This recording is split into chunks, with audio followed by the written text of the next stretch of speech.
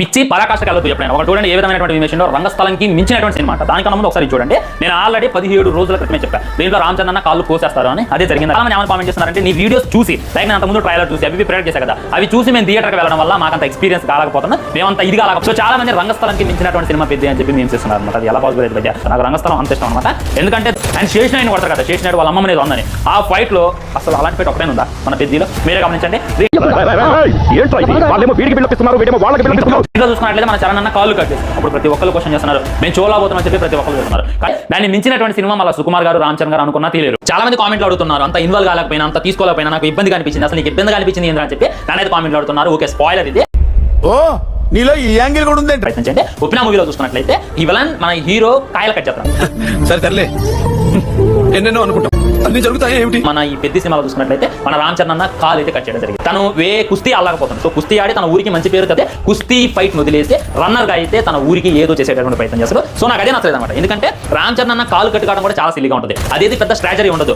తను ఆడలేకపోతారు. సో తనకు అడ్డుగా ఉన్నటువంటి ఆ కాలు ఏందని చెప్పి తను తీసుకెళ్లి ట్రైన్ కింద రామ్ చరణ్ ఒక కాలు లేకుండా ఒక రకంగా అయితే కనపడతాడు. అదైతే నాకు చాలా అంటే చాలా ఇబ్బందిగా అనిపించింది, ఎబ్బెట్టుగా కూడా అనిపించింది, చూడలేకపోయింది. కానీ ఇక్కడ కాలు తీసేయడం అయితే అంత కన్వీనియంట్ గా లేదు, అంత ఇన్వాల్వ్మెంట్ లేదు, అంత ఎమోషన్ గా కూడా కనెక్ట్ కాలేదు అనేటువంటిది నాకు ఉన్నటువంటి గట్టి ఫీలింగ్ అనమాట.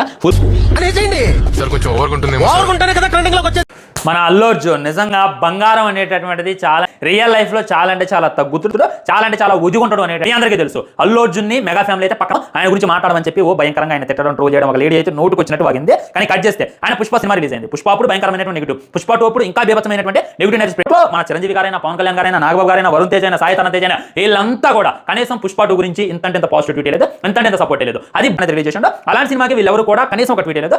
చూసారా సార్ డబుల్ యాక్షన్ సినిమా కోసం బాయ్ అయితే ఇంత పెద్ద ట్వీట్ అయితే వేయడం జరిగింది. నా రామ్ చరణ్ యాక్టింగ్ అయితే ఎరగదీసేసిండు. జగపతి బాబు గారి యాక్టింగ్ అసలు మర్చిపోలేను. జాన్వీ కపూర్ గారి యాక్టింగ్ కూడా బాగుంది. బుచ్చిబాబు గారికి కూడా మంచి చెప్పినాను సూపర్. రామ్ చరణ్ గారు చూసుకున్నట్లయితే దురంధర్ 2కే ట్వీట్ అయితే వేయడం జరిగింది. ఒక్క ప్రశంస కూడా మన పెద్దకి రాలా. సో మన అదే రామ్ చరణ్ పుష్ప 2 గురించి ఎంత కూడా ట్వీట్ అయ్యాలి. అవన్నీ మర్చిపోయి మన అల్లు అర్జున్ అన్న చూసుకున్నట్లయితే అన్ని మర్చిపోయి నా రామ్ చరణ్ కదా మనోడే కదా అని చెప్పి పెద్దకి ప్రశంస ఇవ్వడం